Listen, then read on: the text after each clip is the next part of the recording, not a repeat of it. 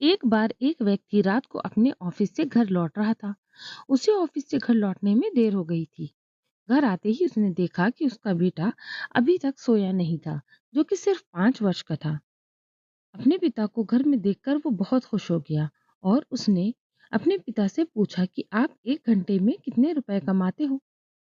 अपने बेटे की ये बात सुनकर उस व्यक्ति को कुछ समझ में नहीं आया और उसने अपने बेटे को जवाब देते हुए कहा कि मैं 1 घंटे का 100 रुपए कमाता हूँ। अपने पिता की ये बात सुनकर उसने अपने पिता से कहा, क्या आप मुझे 50 रुपए दे सकते हैं? उस व्यक्ति को गुस्सा आ गया।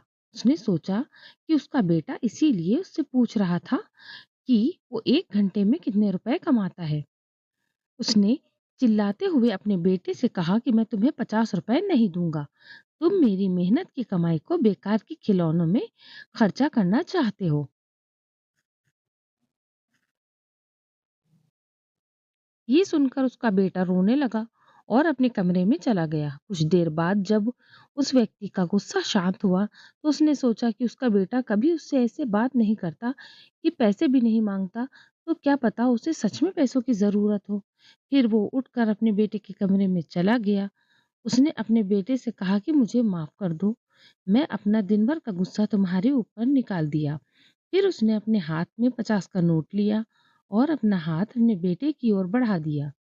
अपने पिता को अपनी और 50 रुपए का नोट बढ़ाते हुए देख उसका बेटा बहुत खुश हो गया और उसने अपने पिता से 50 का नोट लेने के बाद वो सीधा अपनी अलमारी की ओर भागा और उसमें से कुछ सिक्के निकालकर उन्हें गिनने लगा। ये देखकर उस व्यक्ति को फिर से गुस्सा आया। उसने अपने बेटे से पूछा कि तुम्हारे पास जब पहले से पैसे थे, तो तुमने मुझसे क्यों मांगे? तो अपने पिता की ये बात सुनकर वो बोला कि पहले ये पूरे नहीं थे, लेकिन अब ये पूरे हैं। इतना कहते हुए वो 100 रुपए अपने पिता के हाथ में रख दिया और बोला, आपने कहा था ना कि आप 1 घंटे में 100 रुपए कमाते हो, तो ये 100 रुपए में मुझे आपको 1 घंटा खरीदना है।